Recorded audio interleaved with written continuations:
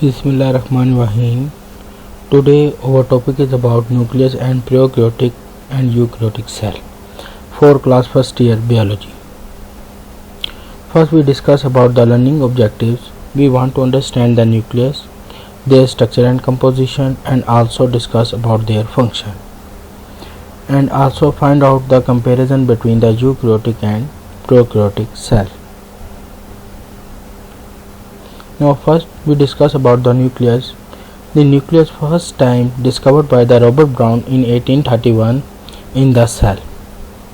This is the double membrane bonded structure that is called as a nucleus. And today our topic is about nucleus. Now we discuss about their structure. The nucleus consists following parts, that is nuclear membrane, nucleolus, nucleoplasm, and chromosomes. First, that is the whole cell organelle. This is called as a nucleus, and their outer covering is called nuclear envelope or nuclear membrane, which consists pores called nuclear pores. Inside the nucleus there is a semi-fluid structure which is called nucleoplasm, which contain chromatids and nucleolus. Now one by one we discuss about their parts. Nuclear envelope. The nuclear envelope is basically a double membrane structure.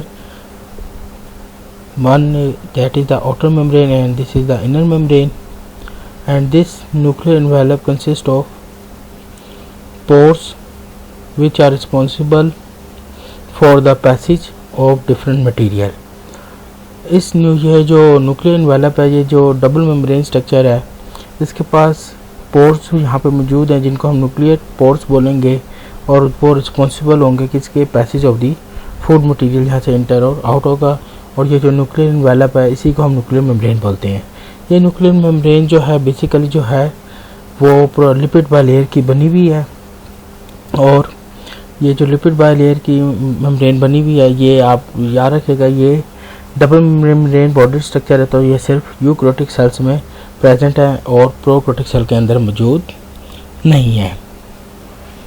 इसी तरह आपने ये भी बात याद रखनी कि ये जो इस न्यूक्लियर मेम्ब्रेन में जो भी चीज़ पास होनी है या इंटर होनी है, साइटोप्लाज्म से इंटर होनी है, तो वो किस मटेरियल कहाँ से इंटर होगी? न्यूक्लियर पोर्स के ज़रिए, जो क्या है न्यूक्लियर एनवेलप में मौजूद है. और जो कोई चीज़ भेजनी है तो वो भी ये किसके ज़रिए भेजेगा? न्यूक्लियर पोर्स के ज़रिए भेजेगा. और हम इनको न्यूक्लियोपोरिन्स बोलते हैं जो न्यूक्लियर एनवेलप में प्रेजेंट होंगे.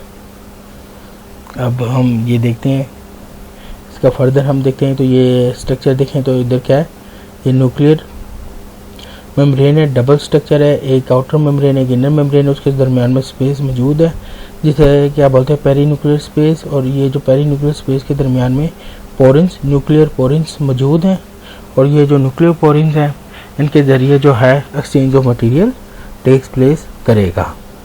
तो that is about the nuclear membrane. अब हम बात करते हैं न्यूक्लियर लेमिना. अब बेसिकली जो न्यूक्लियर मेम्ब्रेन के इन साइड पे ये जो आपको ये वाला स्ट्रक्चर नज़र आ रहा है, ये ब्लू कलर का जो आपको स्ट्रक्चर नज़र आ रहा है, ये क्या कहलाता है? Nuclear lamina. Basically these are the nuclear filaments. ये जो न्यूक्लियर फिलामेंट्स है they are provide supporting function. ये क्या करते हैं? ये मैकेनिकल सपोर्ट प्रोवाइड करते हैं, मतलब फिजिकल सपोर्ट प्रोवाइड करते हैं न्यूक्लियर एनवेलप को, ताकि दे मेंटेन देयर शेप, ताकि वो अपनी शेप जो है न्यूक्लियस की जो शेप है वो मेंटेन कर सकें.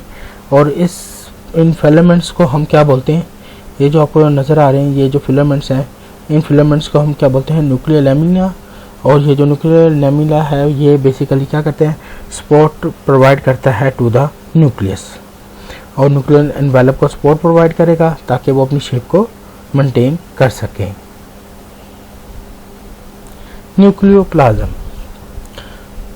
जी इनर साइड पे जो ये फ्लूइड लाइक मटेरियल होता है, जिधर आपका ये क्रोमेटिन आप न्यूक्लियोलस और जो मुख्तलिफ जो जितने भी इधर solution like semi fluid ground substances हमारा ये जितने भी यहाँ पे सब्सटेंसेस मौजूद हैं वो बेसिकली क्या करते हैं, आपका मिक्सचर बनाते हैं प्रोटीन्स का, डीएनए एंड आरएनएस का, they which are responsible for the making different components of the nucleus is called nucleoplasm. ये फ्लूइड लाइक जो सब्सटेंस यहाँ पे मौजूद है इसको हम क्या बोलेंगे, न्यूक्लियोप्लाज्म। और ये जो न्यूक्लियोप्लाज्म है ये सेपरेटेड है फ्रॉम साइटोप्लाज्म। किस तरह, बाय, आपको पता है यहाँ पे क्या है, न्यूक्लियर एनवेलप मौजूद है।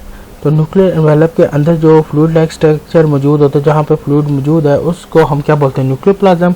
और इसमें प्रोटीन्स, आरएनएस, डीएनएस मौजूद होते हैं ताकि वो जो हम डिफरेंट कंपोनेंट्स बना सकें। जब वो डिफरेंट कंपोनेंट्स बनाते हैं तो वो क्या किए जाएंगे, वो बॉडी से ये जो न्यूक्लियस से कहाँ पे, न्यूक्लियस से मूव करेंगे थ्रू न्यूक्लियर पोरिंस, ये न्यूक्लियर पोर्स के जरिए मूव करेंगे टुवर्ड्स द साइटोप्लाज्म, बाहर की साइड जो बाहर साइटोप्लाज्म में मौजूद होगा। तो दे आर बेसिकली क्या है, transparent semi fluid ground substances का जो एरिया है उसको हम क्या बोलेंगे, न्यूक्लियोप्लाज्म बोलेंगे। और इसी एरिया में आपने हमेशा ये याद रखनी है, मिक्सचर ऑफ प्रोटीन एंजाइम्स में DNA, RNA, polymerase, free nucleotide, some metal ions, magnesium वगैरह मौजूद है for the synthesis of DNA और आरएनए के लिए जो ज़रूरी हैं। इसी तरह आपके पास यहाँ पे बेसिक प्रोटीन्स हिस्टोन होगी, नॉन हिस्टोन प्रोटीन्स जो हैं वो बेसिकली आपके पास यहाँ पे मौजूद हैं, जो रिस्पॉन्सिबल होंगी डिफरेंट कंपोनेंट्स बनाने के लिए। और जब वो बन जाएंगे तो वो then they move their component outside the cytoplasm through nuclear pores. अब हम न्यूक्लियोलस की बात करें तो आपने ये बात याद रखनी है कि ये जो डार्क स्टेन बॉडी होती है, हमें ये पता है कि ये हमारे पास न्यूक्लियर मेम्ब्रेन है। न्यूक्लियर मेम्ब्रेन जो है वो नेटवर्क ऑफ चैनल्स के साथ कनेक्ट होती है, जिनको हम पढ़ चुके हुए हैं, एंडोप्लाज्मिक रेटिकुलम के साथ कनेक्ट होती है। इसके बाद अब हमने ये देखा कि ये सारा फ्लूइड लाइक स्ट्रक्चर जो था वो हमारे पास न्यूक्लियोप्लाज्म था। और अभी हमने जो नेक्स्ट ऑर्गेनेली जिसकी हम जो नेक्स्ट इसका पार्ट है जिसकी हम बात करना चाह रहे हैं वो क्या है, न्यूक्लियोलस है। Nucleolus basically dark stain body है which are responsible for making ribosomes. जो न्यूक्लियोलस में जो राइबोसोम्स जो बनते हैं वो किधर बनते हैं, न्यूक्लियोलस में बनेंगे। और ये राइबोसोम्स जब बन जाते हैं then they transported outside from the nucleus to nuclear proteins के ज़रिए जो है ये आउटसाइड टू द साइटोप्लाज्म क्या है, ट्रांसपोर्ट कर दिए जाते हैं। आपका जो ये न्यूक्लियोलस है वो राइबोसोमल आरएनए और राइबोसोमल डीएनए का बना होता है। इस वजह से जो है ये सिंथेसिस ऑफ राइबोसोम करता है और यहाँ पे जो है राइबोसोम की फॉर्मेशन होती है। और जब वो राइबोसोम बन जाते हैं तो ये न्यूक्लियस से ये क्या होगा, न्यूक्लियोलस से ट्रांसपोर्ट कर दिए जाएंगे किधर, towards the cytoplasm from nuclear pores. Nuclear pores के ज़रिए ये बाहर मूव करेंगे और इसके तरह ये क्या है, फिर वो राइबोसोम अपना फंक्शन परफॉर्म करेगा। तो कहाँ पे राइबोसोम बनते हैं, राइबोसोम न्यूक्लियोलस में बनेंगे। तो ये न्यूक्लियोलस का फंक्शन था जो न्यूक्लियस का पार्ट है। और ये डार्क स्टेन बॉडी होती है जो न्यूक्लियस में प्रेजेंट होती है, जिसे हम क्या बोलते हैं, न्यूक्लियोलस। और ये भी बात याद रखनी है कि ये मेम्ब्रेन बॉन्डेड स्ट्रक्चर नहीं है।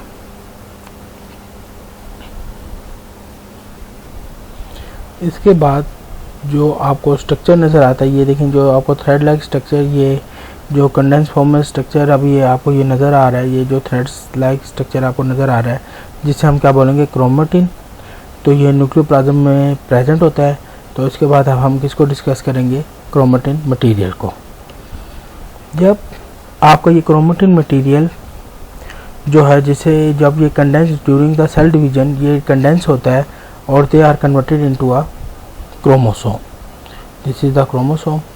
अब क्या होता है, जो बेसिकली जब आपका ये जो क्रोमेटेड मटेरियल है ये ड्यूरिंग नॉन सेल डिवीजन, जब सेल डिवाइड नहीं हो रहा होता तो ये इस तरह आपके पास जो है ये मौजूद होता है, जिसे हम क्या बोलेंगे, आप बोलते हैं क्रोमेटिन, और जब ये कंडेंस हो जाता है तो ये क्रोमोसोम की शेप अख्तियार कर लेता है, ये क्रोमोसोम बन जाता है, थ्रेड लाइक स्ट्रक्चर बन जाता है जिसे आप क्रोमोसोम बोलते हैं। अब क्या होता है, बेसिकली ये जो क्रोमोसोम है ये डीएनए का बना हुआ है। जो हमारे पास क्रोमोसोम होता है उसने डीएनए का बना हुआ है, डीएनए मॉलिक्यूल का बना हुआ है, और इसमें प्रोटीन्स जो है वो मौजूद होती है, हिस्टोन प्रोटीन्स मौजूद होती हैं। अब ये जो डीएनए मॉलिक्यूल है, ये जो डीएनए हेलिकल स्ट्रक्चर है, वो बेसिकली इन हिस्टोन प्रोटीन्स को क्या करता है, रैप करता है, इनको रैप करता है, जिसकी मदद से क्या होते हैं, ये आपका पूरा स्ट्रक्चर जो बनता है, जिसको हम क्या बोलेंगे, आप एक क्रोमोसोम जब कंडेंस होता है ये क्रोमोसोम का स्ट्रक्चर बनेगा। तो ये जो बेसिकली जो थ्रेड लाइक स्ट्रक्चर है, इसके किसका बना हुआ है, ये थ्रेड लाइक स्ट्रक्चर डीएनए और हिस्टोन प्रोटीन का बना हुआ है। हिस्टोन प्रोटीन्स क्या करती हैं, हिस्टोन प्रोटीन्स के जो है डीएनए ने रैप किया होता है, उसके दरमियान क्या है, ये देखें, ये क्या रैपिंग की भी है। तो इस तरह इसके दो रीजन्स बनते हैं, एक वो रीजन होता है जिसको हम हेट्रोक्रोमेटिन बोलेंगे, एक वो रीजन होता है जो यूक्रोमेटिन रीजन होगा।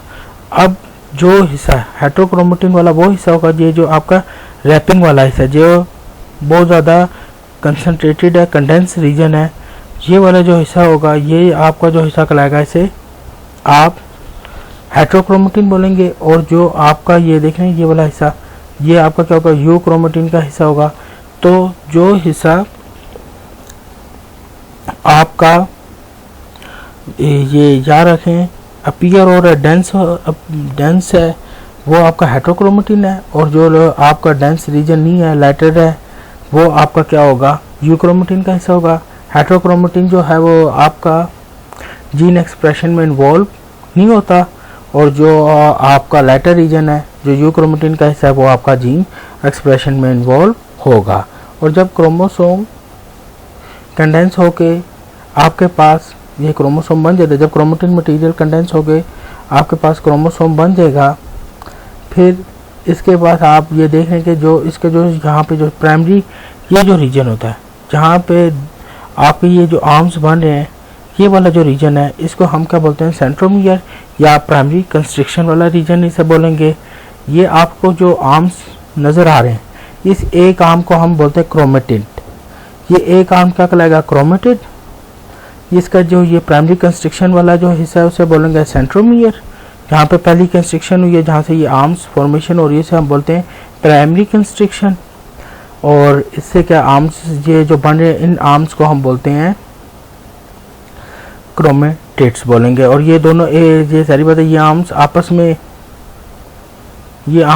में सिमिलर होंगे, दैट्स व्हाई इनको हम सिस्टर क्रोमेटिड्स भी कहेंगे। अब फर्दर इसके बारे में हम देखते हैं। जो आपके पास जब प्राइमरी कंस्ट्रिक्शन हुई, जहाँ पे आपके पास क्या हुआ, सेंट्रोमियर बना। यही जो सेंट्रोमियर बनता है या प्राइमरी कंस्ट्रिक्शन की वजह से इधर अगर कंस्ट्रिक्शन किसी और जगह पे होती है, अगर ये आपकी कंस्ट्रिक्शन अगर हो जाती है, जो सेपरेट करता है आपके क्रोमोसोम के रीजन को, अगर यहाँ पे हो जाती है तो उसे हम क्या बोलेंगे, सेकेंडरी कंस्ट्रिक्शन। जो सेकेंडरी कंस्ट्रिक्शन यहाँ पे भी होगी और उधर एक डीएनए का हिस्सा जो सेपरेट कर दिया जाएगा, उसे बोलते हैं जंग डीएनए। जंग डीएनए भी बोलते हैं या सैटेलाइट भी हम इसे बोलते हैं।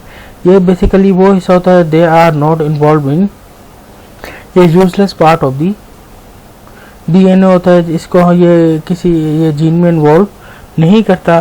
तो इसलिए यहाँ पे क्या सेकेंडरी कंस्ट्रिक्शन हुई और ये वाला जो पार्ट कहलाता है उसे हम क्या बोलते हैं, सैटेलाइट भी बोलते हैं और जंग डीएनए भी बोलते हैं। Useless part of the gene होता है ये। और इनके एंड्स पे टीलोमर मौजूद होते हैं। इनके एंड्स में टीलोमर मौजूद होते हैं। टीलोमर बेसिकली क्या है, जो इन एंड्स को आपस में, ये जो आपस में जो टीलोमर एंड्स में मौजूद हैं, ये आपस में इनको जुड़ने नहीं देते, ये क्रोमेटिड्स को आपस में जुड़ने नहीं देते।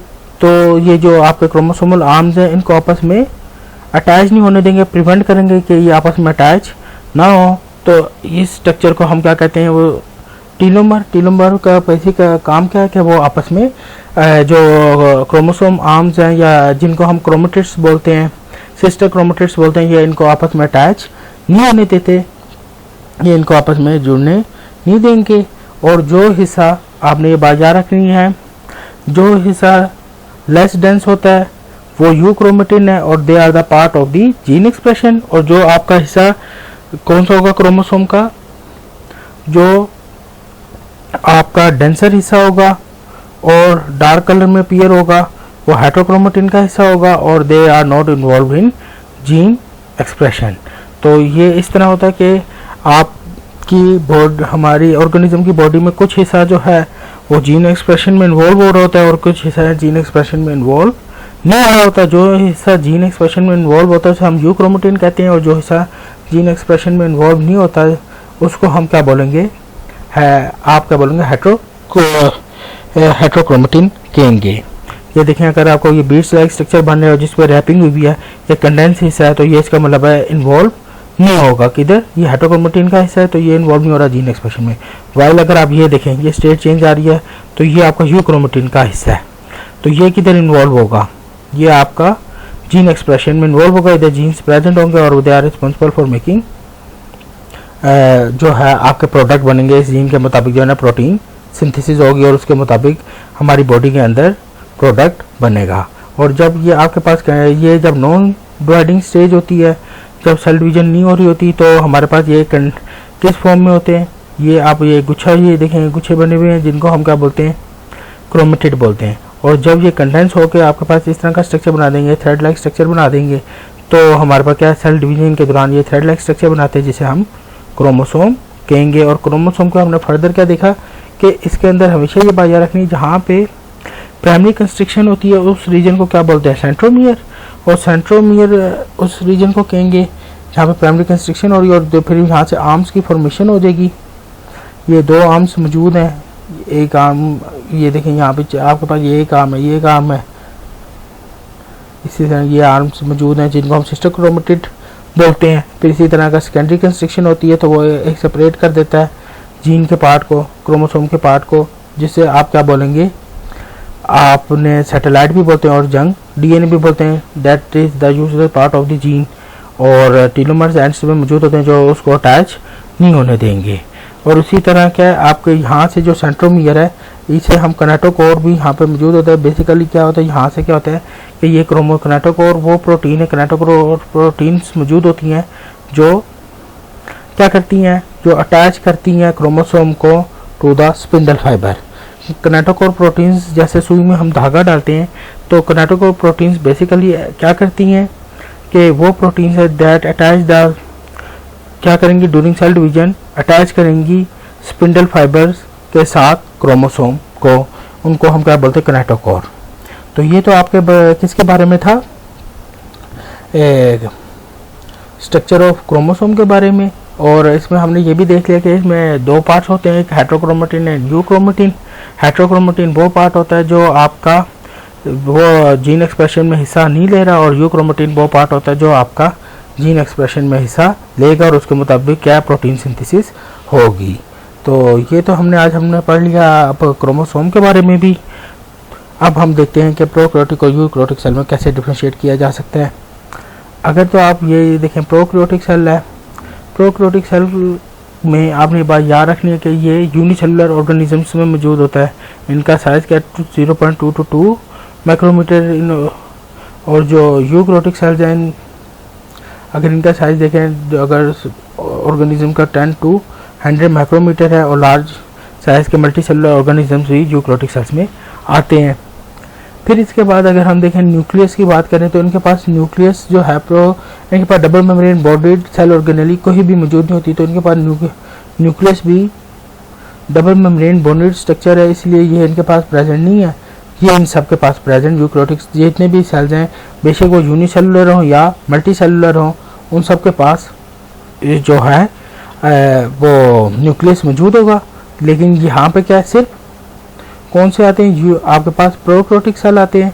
प्रोकैरियोटिक सेल कौन से होते हैं, जो यूनिसेलुलर ऑर्गेनिज्म आएंगे और इनके पास न्यूक्लियस मौजूद नहीं होगा। ऑर्गेनेलिस की बात करें तो इनके पास डबल मेम्ब्रेन बॉन्डेड ऑर्गेनेलिस बिल्कुल मौजूद नहीं होंगी, तो और जबकि इधर सारी डबल मेम्ब्रेन बॉन्डेड ऑर्गेनेलिस मौजूद होंगी। अगर हम बात करें ग्लाइकोकैलस की, ग्लाइकोकैलस हमारे पास वो मॉलिक्यूल्स होते हैं जिनको हम ग्लाइकोलिपिड और ग्लाइकोप्रोटीन बोलते हैं। अब ये क्या कहते हैं, यहाँ पे अगर इनके क्या है ये मोलिक्यूल्स मौजूद इनकी प्लाज्मा मेम्ब्रेन में मौजूद हैं, तो they are responsible for making the capsule and slime layer. Capsule basically क्या अंडर हार्श कंडीशन जो है, जो माइक्रो ऑर्गेनिज्म एक स्पेशल स्ट्रक्चर बना लेता है, जिससे वो जो हार्श कंडीशन जो है, टेम्परेचर हो गया, ये आप समझे टेम्परेचर हो गया किसी, या पीएच चेंज हो रही है, वो अपने आप को क्या करेगा, वो एक हार्ड लेयर बना लेगा ताकि वो उसे प्रिवेंट कर सके। उससे हम क्या बोलते हैं, उस स्ट्रक्चर को हम कैप्सूल बोलेंगे। स्लाइम लेयर क्या होता है कि बेसिकली क्या होती है, जब ये ग्लाइकोकैलस प्रेजेंट है तो वो स्लाइम लेयर एक फर्दर एडिशनल जो है वो लेयर बना लेगी अपने ये सेल वॉल पर, एडिशनल लेयर बन जाती है, जिसे हम क्या बोलते हैं, स्लाइम लेयर, जो क्या करेगी, स्लिपरी होगी। वो क्यों स्लिपरी होगी, because they are loosely attached the glycocalyx. वो ग्लाइकोकैलस से क्या लूजली अटैच्ड होती है, जिसकी वजह से वो स्लिपरी नेचर है। और माइक्रो जो ऑर्गेनिज्म है उसको क्या फ़ायदा देगी कि जो फैगोसाइटाइज सेल्स हैं, जो अगर ये हमारी बॉडी के अंदर इंटर हो जाते हैं तो हमारी बॉडी इनको इनगल्फ नहीं कर सकेंगे, इनको ब्रेक डाउन नहीं कर सकेंगे, फैगोसाइटोसिस से इनको बचाएगी। ये स्लाइम लेयर इनको फैगोसाइटोसिस से बचा लेगी। जो प्रोकैरियोटिक ऑर्गेनिज्म है इनको स्लाइम लेयर जो है प्रोटेक्शन प्रोवाइड करती है अगेंस्ट द फैगोसाइटोसिस। और ये होती क्या है कि बेसिकली ये एडिशनल लेयर बना लेती है सेल वॉल के ऊपर, जो क्या है स्लिपरी नेचर है, और वो क्या है उसे जो है डाइजेस्ट करना मुश्किल है, उसको तोड़ना मुश्किल हो जाता है। और इस तरह ये क्या है हमारी बॉडी में जब इंटर होते हैं तो ये फैगोसाइटाइज नहीं होते और हमारी बॉडी में डिजीज काज करेंगे। जबकि जो यूकैरियोटिक सेल्स है इसमें जो है, जो अगर हम बात करें तो इस तरह की जो लेयर्स हैं वो कुछ एनिमल सेल्स में मौजूद होंगी। ये ज़्यादातर किधर मौजूद होती हैं, प्रोकैरियोट्स में मौजूद हैं। अब मोटिलिटी की बात करें तो इधर जो है फ्लैजिलम मौजूद है, जबकि हम यूकैरियोट्स में बात करें तो फ्लैजिला सिलिया दोनों मौजूद हैं, जिसकी मदद से ये क्या है जो लोकोमोशन और मूवमेंट करेंगे। फ्लैजिला जो है वो प्रोकैरियोट्स में सब में मौजूद है, इधर भी से जो है मौजूद है, जबकि सिलिया इधर मौजूद नहीं होती प्रोकैरियोट्स में, जबकि जो यूकैरियोट्स हैं उनके जो सम ऑर्गेनिज्म हैं उसमें मौजूद हैं। इसके अलावा जो फीमेल से अप्लाई सेक्स ऑर्गन्स जो हैं, अगर वो क्या कुछ प्रोकैरियोट्स में मौजूद हैं, लेकिन जो यूकैरियोट हैं ये वाले स्ट्रक्चर यूकैरियोट्स के अंदर मौजूद नहीं है।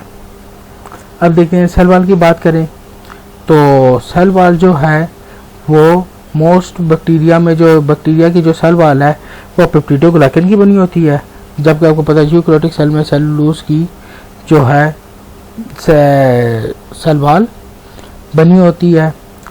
और इसके अलावा अगर प्लाज्मा मेम्ब्रेन की बात करें तो प्लाज्मा मेम्ब्रेन में इनके पास जो है जो कार्बोहाइड्रेट्स और स्टीरोल्स जो हैं वो ये मौजूद नहीं होते, जबकि वहाँ पे जो यूकैरियोटिक सेल वाला है वहाँ पे कोलेस्ट्रॉल, ग्लाइकोलिपिड, ग्लाइकोकैलेक्स मौजूद होगा, ग्लाइकोलिपिड्स वगैरह मौजूद होते हैं यूकैरियोटिक सेल मेम्ब्रेन में। साइटोसोल की बात करें, जो सोल्यूशन है जो वो दोनों में क्या होगा, साइटोप्लाज्म में मतलब ये जो सोल्यूशन वाला पार्ट है जिनमें मॉलिक्यूल्स वगैरह मौजूद होते हैं जो सपोर्ट प्रोवाइड करते हैं और मेटाबॉलिज्म में इन्वॉल्व है, तो साइटोसोल दोनों में मौजूद है, बेशक वो प्रोकैरियोटिक सेल हो या यूकैरियोटिक सेल हो। एंडोस्पोर जो है, अब ये जो इंक्लूजन्स है, इंक्लूजन बेसिकली क्या है, जो वेस्ट मटेरियल को बॉडी से रिमूव किया जाता है, जो इंक्लूजन बॉडीज वो कहलाती हैं। तो ऐसे वैक्यूल्स जो हैं वो प्रोकैरियोट्स में भी बनते हैं, यूकैरियोटिक ऑर्गेनिज्म में भी बनेंगे। जबकि अगर हम एंडोस्पोर की बात करें, एंडोस्पोर्स वो स्पोर्स होते हैं जो फिर क्या हार्श कंडीशन में जो है माइक्रो ऑर्गेनिज्म अपने गिर्द बना लेता है ताकि वो प्रिवेंट कर सके हार्श कंडीशन को, तो उसे एंडोस्पोर बोलते हैं। तो एंडोस्पोर जो है वो बैक्टीरिया प्रोकैरियोट्स में मौजूद हैं कि वो एंडोस्पोर बनाते हैं, जबकि यूकैरियोट्स में एंडोस्पोर्स नहीं बनते।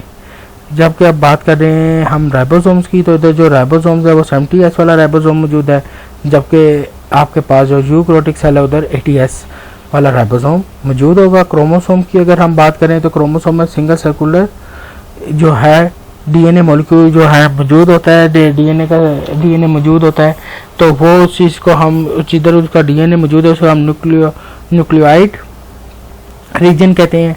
कौन सा रीजन कहेंगे? न्यूक्लियोइड रीजन बोलेंगे, क्योंकि इसके पास प्रॉपर न्यूक्लियस मौजूद नहीं है, क्योंकि इसका DNA material double membrane boundary structure में मौजूद नहीं है। दैट्स व्हाई देयर रीजन, या उसको हम क्या, उस रीजन को हम क्या बोल रहे हैं? Nucleoid reason.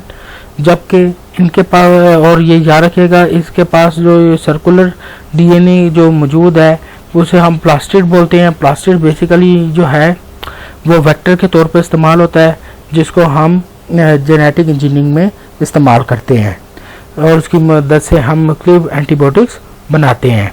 तो जो इसका जो सर्कुलर डीएनए वो प्लास्टिड्स है, और सिंगल जो इसका डीएनए स्टैंड जो मौजूद है, जो डीएनए मॉलिक्यूल मौजूद है, वो जिस रीजन में मौजूद है उसे क्या बोलेंगे? न्यूक्लियोइड रीजन बोलेंगे। क्यों बोलेंगे? क्योंकि इसका डीएनए जो है, जो मटेरियल मौजूद है, वो डबल मेम्ब्रेन बाउंड्री स्ट्रक्चर में मौजूद नहीं है। That's why they are called as a nucleoid region. अब इसकी में बात कर लें तो इसका प्रॉपर न्यूक्लियस मौजूद होता है, उसमें हिस्टोन प्रोटीन्स वगैरह मौजूद हैं, और ये सब स्ट्रक्चर किधर मौजूद होगा? इसका क्रोमोसोम किधर मौजूद होगा? न्यूक्लियस में मौजूद होगा, यूकैरियोटिक सेल का। और यहाँ पर आपने याद रखना है कि इसके अंदर अगर हम अगर रिप्रोडक्शन की बात की जाए तो इधर जो है ना बाइनरी फिशन होती है प्रोकैरियोट्स के अंदर, और जबकि यहाँ पे मियोसिस और माइटोसिस दोनों टेक्स प्लेस करती हैं। तो ये तो किसके बारे में हो गया? प्रोकैरियोट्स और यूकैरियोटिक सेल्स का कंपैरिजन हो गया कि कैसे जो हैं ये आपस में डिफ्रेंशिएट हो रहे हैं, और हमने इनका कंपैरिजन किया कि ये कैसे एक दूसरे से डिफरेंट हैं। तो अब तो आज तो हमने ये देखा कि सेल ऑर्गेनेली जो है न्यूक्लियस, वो हमारी बॉडी में क्या फंक्शन कर रही है, और उसका कौन कौन से स्ट्रक्चर थे, और उसमें क्या, और हर स्ट्रक्चर का क्या क्या फंक्शन था। फिर इसके साथ साथ हमने प्रोकैरियोटिक और यूकैरियोटिक सेल्स को डिफ्रेंशिएट किया। तो आज के तो लेक्चर में हमने ये दो चीज़ों को डिस्कस किया है। अब नेक्स्ट टाइम हम नए चैप्टर जो है पढ़ेंगे, तो ये चैप्टर आपका ख़त्म हो गया। Thank you.